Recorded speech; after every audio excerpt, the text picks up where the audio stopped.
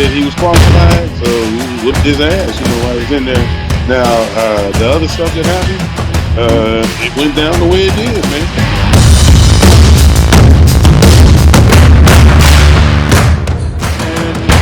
I would like to wish you all the Brits to go fuck yourself. Survivor Series is right up there as one of my all-time favourite pay-per-views, especially when it comes to those elimination matches, especially those early days Survivor Series when it was just about those elimination tag team matches. I miss them so much, don't get me wrong. I love the War Games match at Survivor Series. I'm glad that's been integrated, but bring back those Survivor Series matches where you had heels against baby faces. There was feuds there in the mix as well, and it built towards a story heading on towards maybe WrestleMania. I do miss those days, and I wish they'd bring that sort of thing back. Who knows? Maybe they will. I hope so. Smash a like down below if you think they should bring that back. Bring back those old school Survivor Series matches. Anyway, let's talk about Survivor Series 1989. That's why you're all here. What a show it was. I did enjoy it. I've got to say, nostalgic feel again. Like I said, I'm a big fan of Survivor Series. I know I'm not the only one. And this worked for me. You had some great matches on here. Really enjoyable Survivor Series type matches. The first one up, the Dream Team versus the Enforcers. You had men like Dusty Rhodes, Brutus the Barber Beefcake, the Red Rooster, and Tito Santana. There were feuds in the mix there. You knew Dusty was feuding against the big boss man on the other side. Martel was there on the heel team feuding with Tito Santana.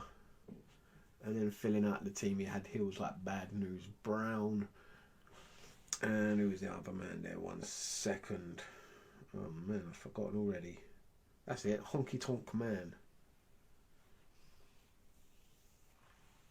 Comes down to it, this match was really all about Bad News. Really, he did cost his team. You know he weren't going to play well with others. He's done it before. It happens again. Walks out on his team. Eventually, it comes down to, I believe, Bossman against Dusty Rhodes. Rhodes gets the win, and then he's the sole survivor, but after the match is more important, where Bossman beats the hell out of Dusty with the nightstick. Enjoyable first match, I suppose. Went about 20 odd minutes. Most matches were roughly around the same, apart from Hogan's, who got a little bit more, but you expect that. Next up, the King's Court against the 4x4s. Randy Savage bringing in Canadian Earthquake. Do you remember that, when he was Canadian Earthquake, not just the Earthquake? His partners, of course, Dino Bravo and Greg the Hammer Valentine, going up against Jim Duggan, Bret Hart, Ronnie Garvin and Hercules. This was just drawn out and long. I did enjoy when Bret Hart and Savage got it on. I thought that was really good. Apart from that, this match sucked ass. Let's have it right. When you've got Dino Bravo in a match, you know it's not going to be very, very good. Ronnie Garvin, just nah. This one was terrible. Hulkamaniacs versus the $1 Million Team. You had Zeus in the $1 Million Team with DiBiase, Warlord and the Barbarian. Going up against Hogan, Roberts and the Demolition. And everyone apart from DiBiase on the heel team got DQ'd. Zeus was first up, choked out Hogan, pushed the ref, got himself DQ'd. Hogan was down. The Powers of Pain, Warlord and Barbarian were DQ'd for spike power driving Hogan, which made little to no sense. Axe and Smash, their eliminations were forgettable. Roberts, how did he go? That was right. It was a distraction from Virgil. He DDT'd him, and then DiBiase got the quick roll up and got his feet on the ropes and got the win there. And then Hogan, of course, did his stuff against DiBiase. You know who's winning that one.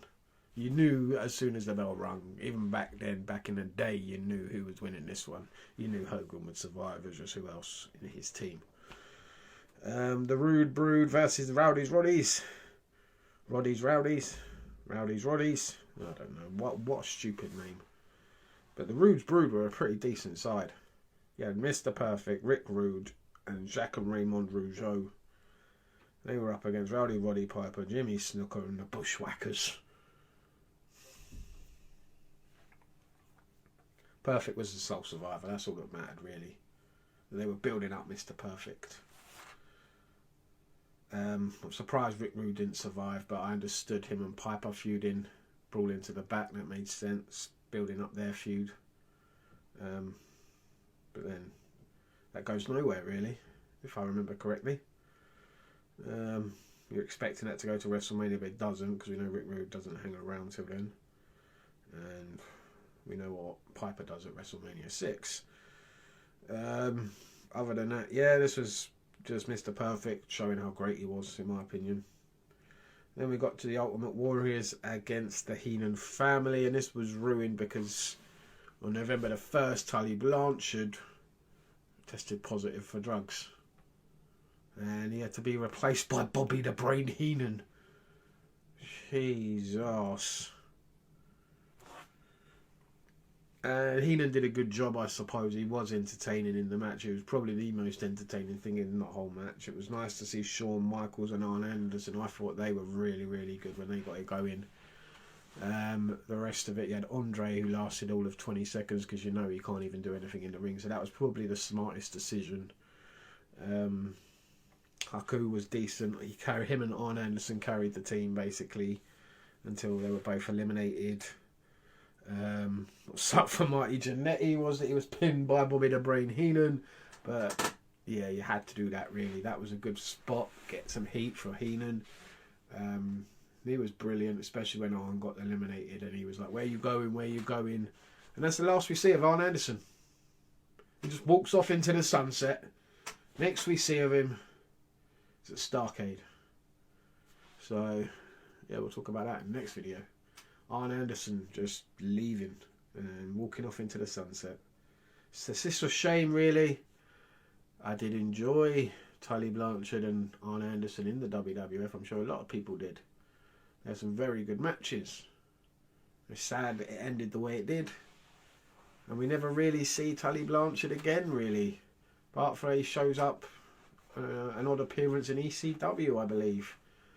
Apart from that, I don't really know what happens to Tully. To wait and see.